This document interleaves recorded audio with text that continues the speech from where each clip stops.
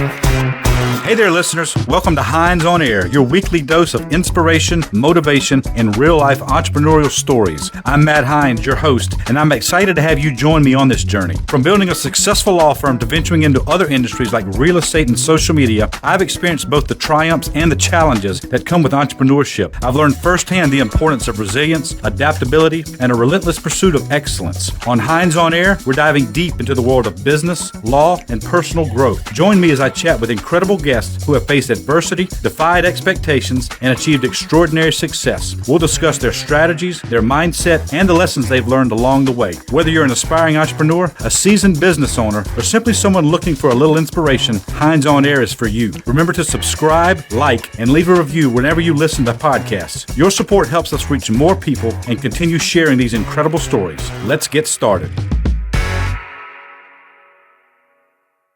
This program is being sponsored by Law Offices of Matthew C. Hines. The Law Offices of Matthew C. Hines helped all individuals who have been involved in a car accident, who have been injured at work, or have been arrested or given tickets. We make sure your rights are protected and that you receive all the benefits allowed under the law. Visit us at www.hineslaw.org, hineslaw.org.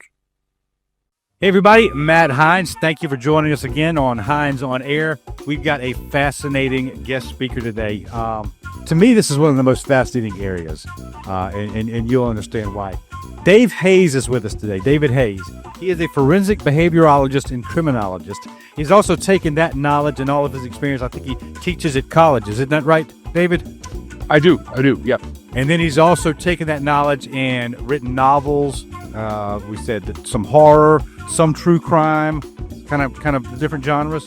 A few movies, yeah. A few movies.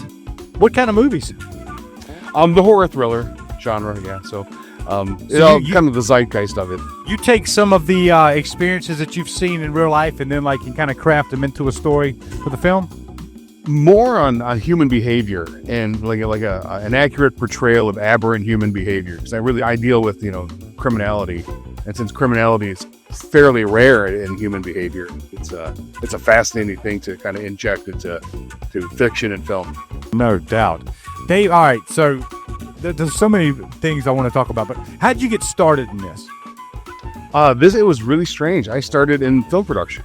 So I was on the West Coast. I was based in Phoenix and LA, and I was asked by Grand Canyon University to help develop their film program, a digital film program in the early 2000s. And while I was there, I started to teach in higher ed, and I was fascinated with psychology. So I took some psychology classes. I had a couple of mentors within the forensic psychology field. It just really grew from there. It became really a passion for me, and I kind of used that to split off into two different worlds. Okay. All right. So how much study and sort of foundation do you have to have before you get out into the field and really start figuring out a crime? To figure out, I don't think you really need a formal education to figure out a crime. No. But as a behavioralist, as a criminologist, I have a PhD in forensic psychology, and that's allowed me to kind of work a great deal in the field and see how people work and be able to conduct that research that allows me to kind of get the background of motivationally why someone would do a thing. And that's kind of at the core of it. When we look at motive, that's really what it gets down to. Why would someone act in a way that they know is socially irresponsible at worst, or at best, and it just abhorrent at worst? And so that the idea of motivation and the why is really kind of what drives it. And that's comes with the exposure. It helps with the formal education, of course, that gave me access to things that other people wouldn't have. Right. But really, that's the kind of key element of it. I teach a lot still, but I teach psychology in English, and I teach in prisons in Michigan. And so that is a fascinating way to start to talk to people who have, behaved in a manner that's socially, unacceptable. They're actually paying, a criminal price for it, and dealing with them and getting their ideas and their concepts and tracing back their motivations has been incredibly helpful in the study of human behavior. And there's no way that I could have done that without the formal education piece. All right. So All right, so I think you defined it for us. Forensic psychology is you coming in and trying to figure out why they did what they did. So overall, forensic psychology, by definition, is anytime psychology intersects with the law. So, if I'm doing like a jury profiling, where I'm helping either the prosecution or the defense select a jury, and we're going to basically, try and pick behavioral cues and sociological cues from prospective jurors, that would be considered forensic psychology. Okay. Anyone that I don't do this, but that counsels police after, traumatic events would be forensic psychologists. So the big realm, anytime psychology intersects with the law or criminal justice, is forensic psychology. What I do as a criminologist is I kind of study human behavior. And I hate the term profiler because it's not like a real term. It's this really kind of this, it's largely this made up thing. There's a few profiling jobs with the FBI. I don't qualify. I'm a little old, so I'm not going to shoot for that. But a criminologist and behavioralist really kind of tries to determine why someone would do something like that. And so a profile would sort of fit into there, and most people recognize the term profile. So it's really just a criminal behavioralist. And when do you get called in? I know you said you do different things, jury selection and other things, but as far as like figuring out the crime and who's guilty, who did what, they call you in at the beginning and say, all right, David, what is going on here? Or how does your role play in on the investigation? Everything that I've done has been in a cold case. So I'm not there front lines. I'm not swashbuckling, coming in like, Hannibal Lecter, trying to figure things out. But cold case wise, I'll come in, something's gone cold, for example. It could be a year old, it could be decades old, and there's an investigation happening. And someone wants to come in and have a case review. And therefore, I would look at the whatever evidence is collected, try and gauge the behaviors of the perpetrator at the time, the behaviors of the victims. That's incredibly important. There's this concept that I use, or not a concept, but it's really a process I use called a psychological autopsy, wherein you go in and you essentially break down someone's life and determine their thoughts, their feelings, what they were doing at the time, what kind of put them into places where they would encounter danger, for example. And that's helpful in victimology, which is the study of the victim-centered approach to crime solving. But it's all about the human behavior and what clues we can get from what we see. So it's part anthropologist, it's part sociology, it's part cultural. Depending on where we're at, there's different cultural mores and cultural affectations that happen, and also it's time relative as well. Sometime I did a case analysis for a crime that happened in the late 1970s. So, Wow. We can't apply 2025, cultural mores, ethics, and everything to that. To the very best effort to put ourselves in that mode of the time, how someone would think at that time and why they would choose to behave in a certain manner at the time. So I'm a cold case person. That's a short answer for the long answer I just gave. No problem. So cold case just means they've tried, but they have no idea what happened. So it went cold. And it's there's really no definition for cold case, but depending on the whatever department you're working with, and I'll work with families too, trying to help in that regard. So different city and state police efforts and families, and I work with authors who are doing research as well. But it can go, and whenever the active investigation kind of runs out of steam is when something goes cold. Got it. It could be very quickly. It could be work for years. Super important to note that even though something's cold, people are always working it too. It's not like it goes away anywhere. It just doesn't become top of the heap sort of thing. And I enjoy doing it in large part because I think families deserve to feel like there's some effort being made too. And rarely do we come to a solution. Very rarely. Mostly in 2025, it's because of DNA now and advances in technology.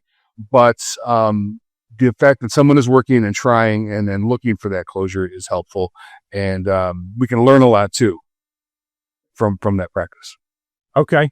All right. So give me an example, man. Tell me about an exciting one you got called in on. Lay out the facts of what they know and didn't know and kind of Can you take me through the investigation? So, let's see here. I'm trying to think of a solid one here. There's an interesting one. There was, in Michigan, there was a serial murder, and he was currently in prison. So he had been caught, and this is well after he'd been caught for, I believe it was the 7 or 8 murders that he had committed. And this was in the early, they're still doing things with it, so I'm going to be a little vague about names and stuff. But this was in the early 2000s that he was active, and then caught in like 2006, 2007. And he contacted police and said, I have information about other crimes you don't know about. And he wanted to move prisons. So they brought me in to gauge what his deal was. Like, wait, this doesn't sound right. Why would someone just suddenly want to move prisons like this? And it was an interesting approach because, there's already someone who was in there. He was caught and professed knowledge of something that he thought police didn't know. And so through the interviews and through that process, we got to the idea. It finally got to the point where we found out, okay, so he had just his eldest child had passed away, and we hadn't really known about that. He didn't disclose any of that. So there's a little kind of a moment there, and he wanted to move closer to his remaining family, but there was a very strange family dynamic that we had to get around. And so, my recommendation would come in to let him move, even though the crimes that he was confessing to that everyone already knew about, and that he just didn't know that they knew, it was an amazing little thing. They knew he did it. They knew he did it already, but he wasn't prosecuted because he was already, serving multiple life sentences. So it was a case of budgetary constraints in the mid 2000s where they just didn't prosecute. Once that all came out, it's like, oh, well, it took my interviews and other police efforts to just kind of figure out where that angle was coming from. But that's a fairly recent one. What had he done? So he killed 8 or 9 people. Like, he just shoot them, or what was he like a? So this, trying to get around the not too much information part of it. I don't know if he's like a son of Sam and he attacks couples, or like what? Well, did he had an MO that was this unique? Is probably, for anyone who wants to look it up, this is probably going to give it away. But he would attack elderly women in Michigan. Okay. And he would use a ruse wherein he would go to their home and say, hey, he wants some lawn work done. And they would say either yes or no, and then say it was thirsty. And of course, these are elderly women in Michigan who are, of an age where you give a neighbor a drink. And he would make his way in there, and it would be a pretty brutal blunt force trauma, assault, battery, and usually a sexual assault as well. And it was, I believe, 7 women. He was finally identified because one of his victims, he didn't have any connection with any of the other victims. They were completely random, which is, if you're going to try and get away with a crime, make it a completely random crime. Right.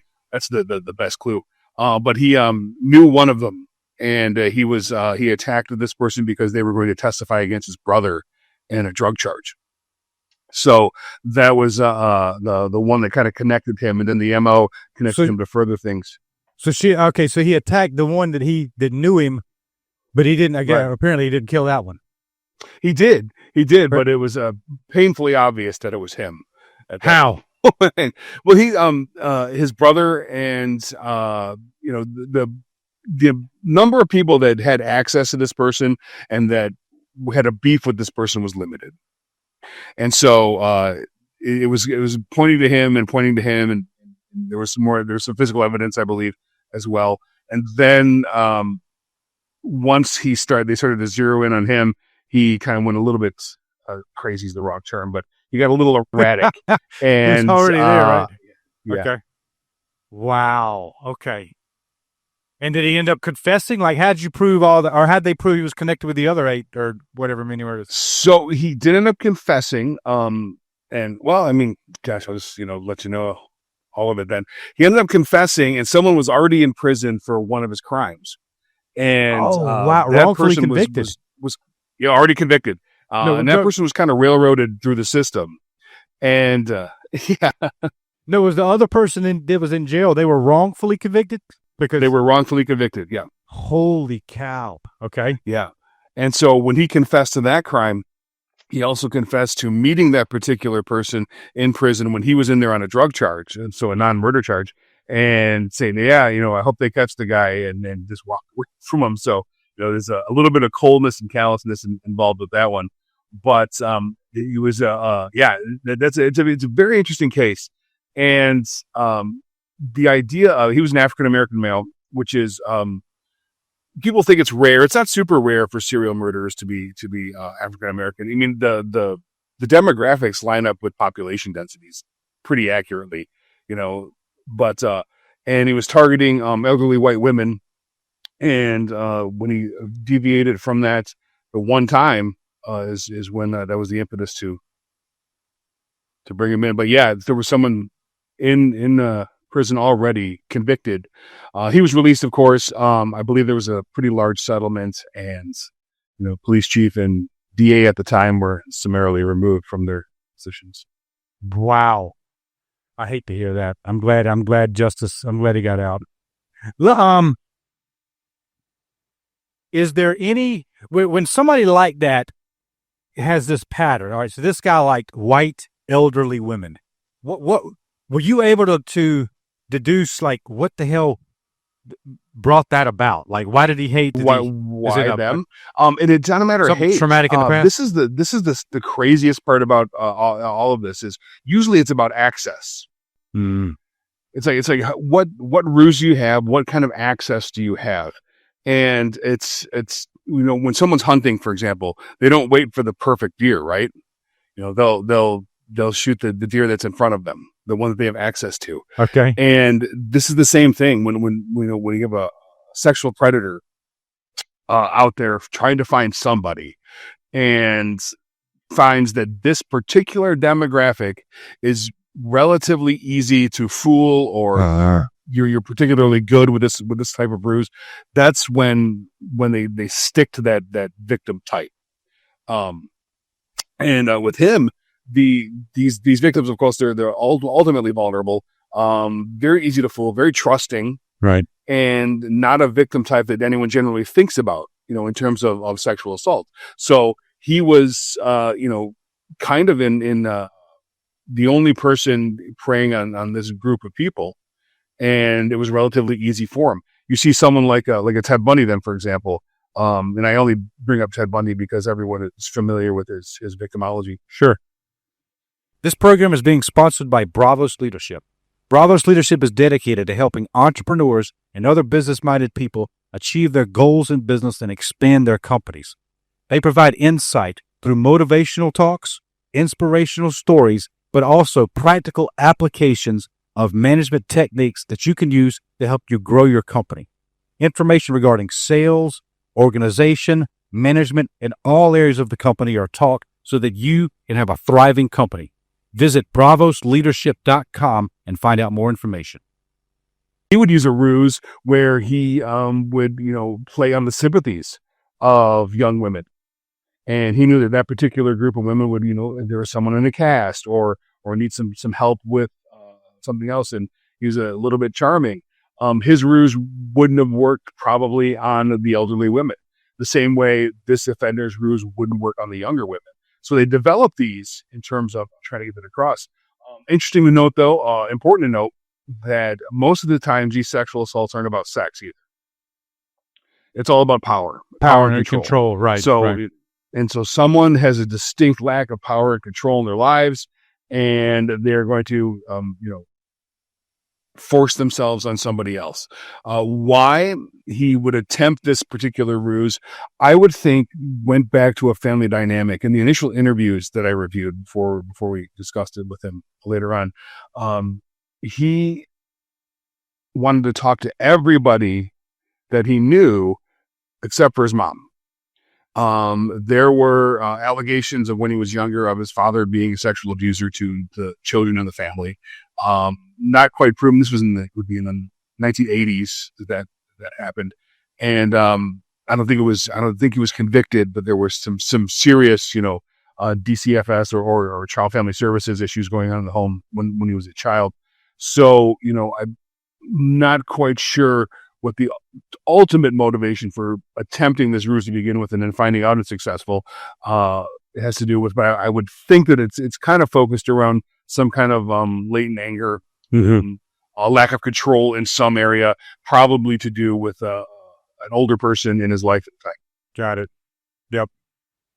Looking back over like the history of, I don't know, serial killers or I don't know, all the guys from the past, is there anyone like Ted Bundy or Ted Kaczynski or whoever it stands out as one of the most interesting? And I hate to glorify the horrors that they've done, but do you still see one that stands like, man, that guy was fascinating because of blah? Or I mean, I think they're all fascinating.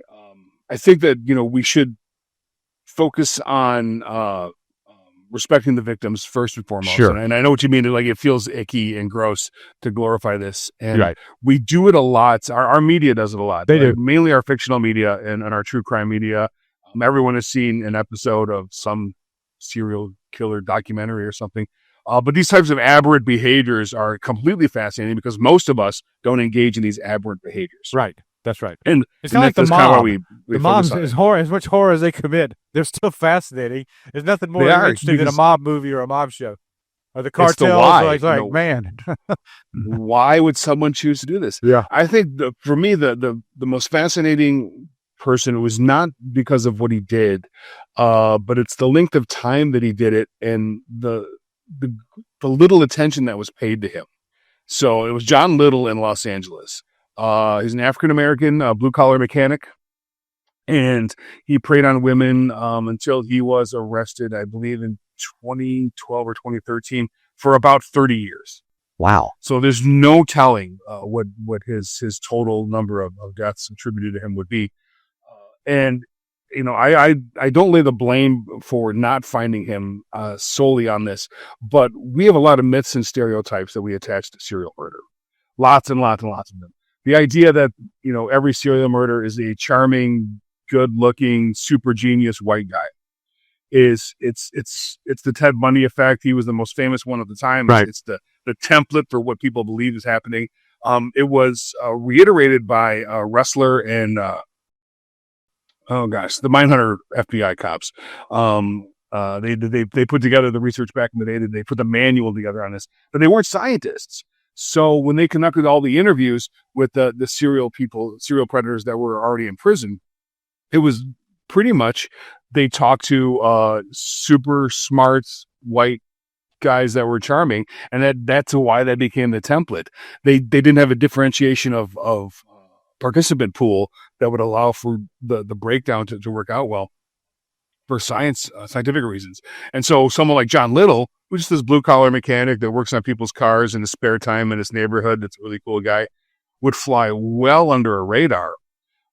It's almost like an idea of a reverse racism in terms of offender profiling. Like, right. Oh, that black guy? Oh, there's no way he could be sophisticated enough to pull this off.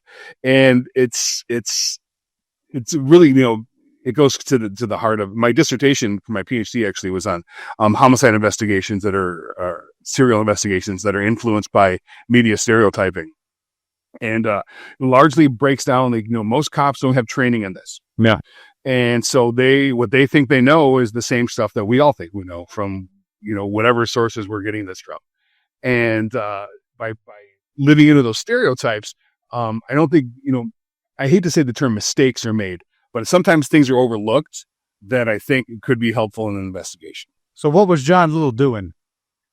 Not to get too graphic, but give us. He was picking up women, the sexual assaults, and either shooting or strangling them and leaving them in alleyways in Los Angeles.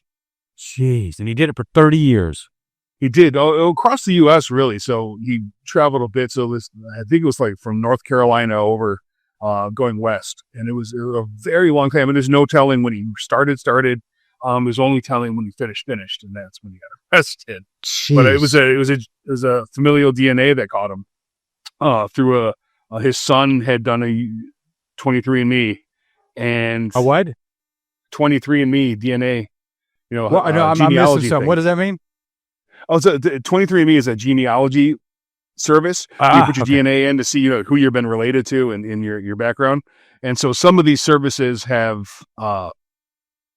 contracts with law enforcement where, they're allowed to all right, so let us run this DNA in there that's from one of the crime scenes and see if we get a family hit so they can tell, a relative. And then they narrowed it down to John Little. Hold on, now I may be missing something obvious. I apologize, David. All right, so they took the son submitted to a DNA analysis as for whatever. Yeah. All right, Genealogy. a genealogy. Okay, how does that connect John Little to a rape and murder that occurred in another location? Because they had the DNA for the rape and murder, so they had a sample there. And some law enforcement organizations have these contracts where they can utilize their familial DNA from the genealogy searches. Did they think it was the son, or they knew enough to know it's not this guy, but it's somebody related to him? Someone related to this guy, yeah. It wasn't the exact hit, but they could tell. And I'm not too up on the science aspect of it. I'm a psychologist; it's not real science. But they could tell either patriarchal or matriarchal side of DNA and where things come from. But yeah, they did. This person was a direct relative of the person that left the DNA. And so, yeah. all right, so they went to arrest him. Did he confess? Yeah, he confessed to the one with the DNA after a while. But he has been holding pretty tight-lipped about a bunch of other things. What they did find, and this is, a part of this terribly fascinating awfulness, were a pile of photographs over the course of years and decades that were stashed in his garage. Some, they were of women, mostly naked. Some looked asleep. Some obviously were not asleep. Some were still alive when the photos were taken. And they're trying to figure out of the hundreds of photos that they found who some of these people were. And they've matched quite a few of them to missing persons at the time, or bodies that were found at the time. Some women who were still alive when some of the photographs or broadcasts came forward and said, "No, I'm still alive, so I'm still okay." Oh, but, wow! Okay, so he just didn't kill them. Yeah, just not that time. Apparently, didn't even rape the them. Opportunity.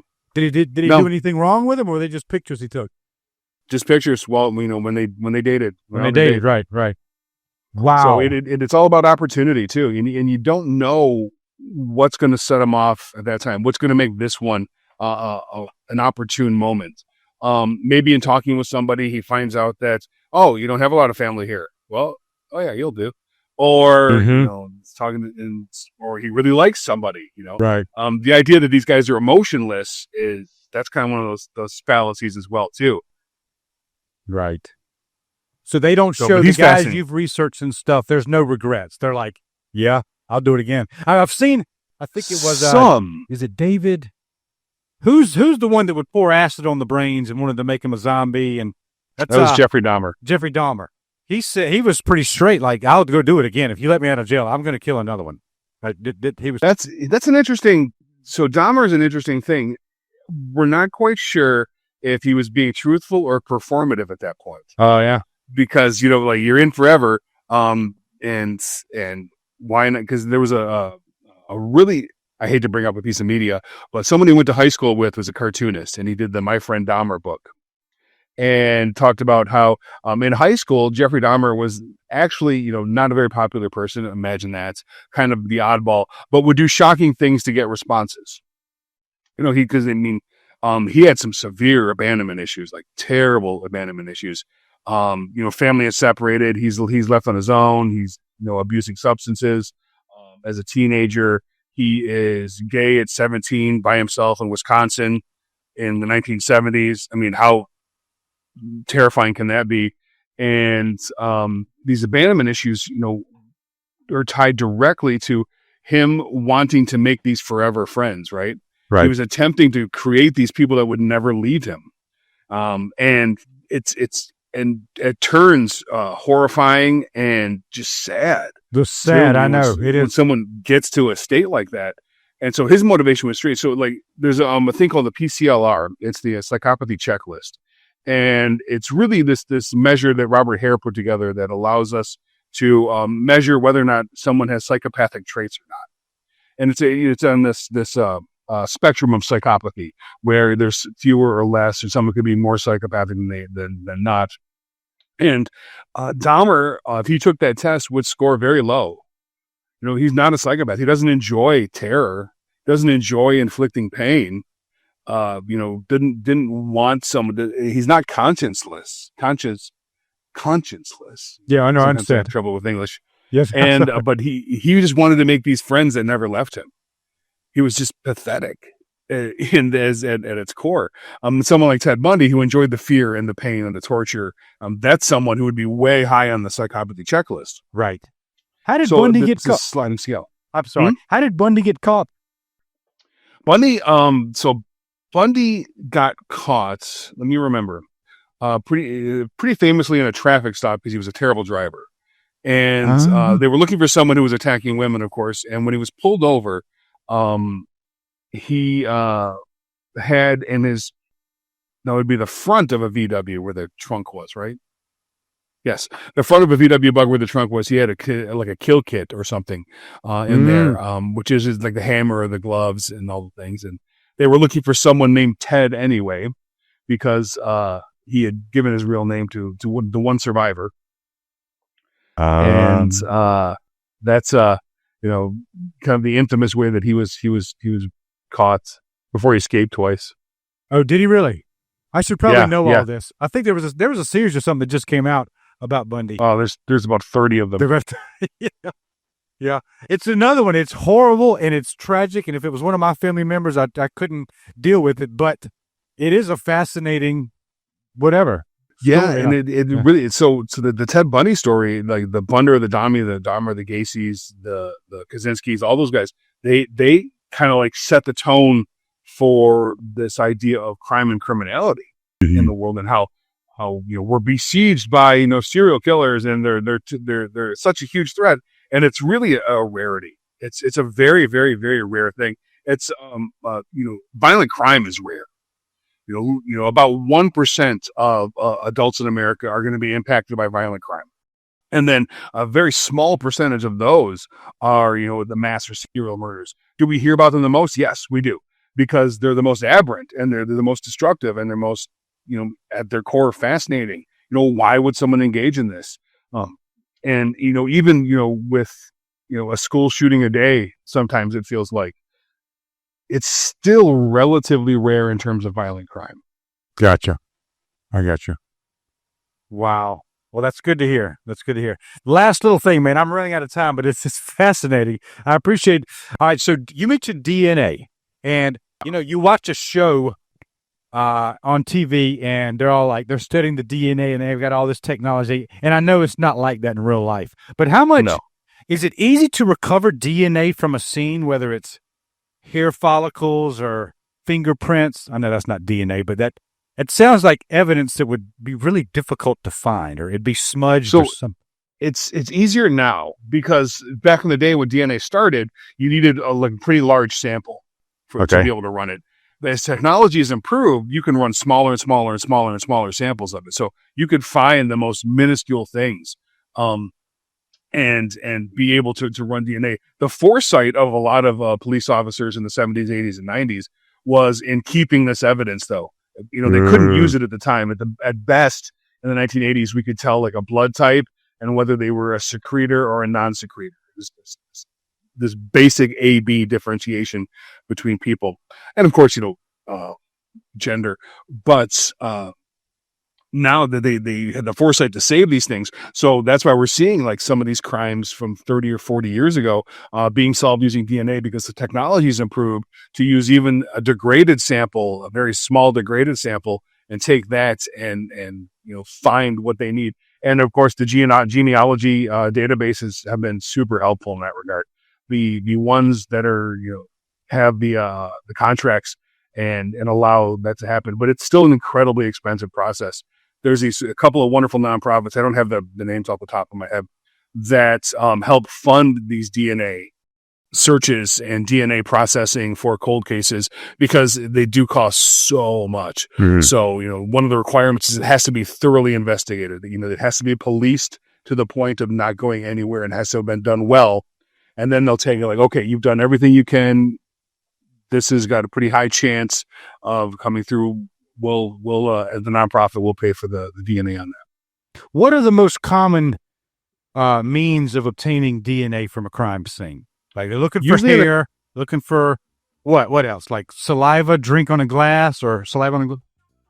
It depends. I've never been asked that before, but I think it would depend, on the type of crime. If you're talking about like a sexual assault, that's going to be a rape kit. That's right. The easiest way to deal with that. I would say if there was an injury in the commission of the crime, that would probably be a real easy way to differentiate the different blood types. Right. Over there. But I would guess for the most part, hair. Hair. Okay. There's a theory of transference that no matter what we do, what I touch or you touch or wherever we go, we leave a piece of us there and take a piece of it with us. Just even just a tiny microcosm of it. And there's I think that's probably the key would be our hair. Gotcha. Interesting, man. That's a fascinating study. Okay, well, listen. That is all we got for the day. But listen, Mr. Hayes, it has been a pleasure talking to you. It's fascinating data, all of your knowledge and experience. It's very exciting. Thank you. I'm happy to be here. Thank you. Yes, sir. All right, everybody. Well, listen, I hope you enjoyed. I hope you got something from this. If you like this, please leave a comment, share this with your friends, give us a like, and we will see you on the next Hines on Air. This program is being sponsored by Law Offices of Matthew C. Hines. The Law Office of Matt C. Hines helped all individuals who have been involved in a car accident, who have been injured at work, or have been arrested or given tickets. We make sure your rights are protected and that you receive all the benefits allowed under the law. Visit us at www.hineslaw.org, hineslaw.org. Hines on Air is for you. Remember to subscribe, like, and leave a review whenever you listen to podcasts. Your support helps us reach more people and continue sharing these incredible stories.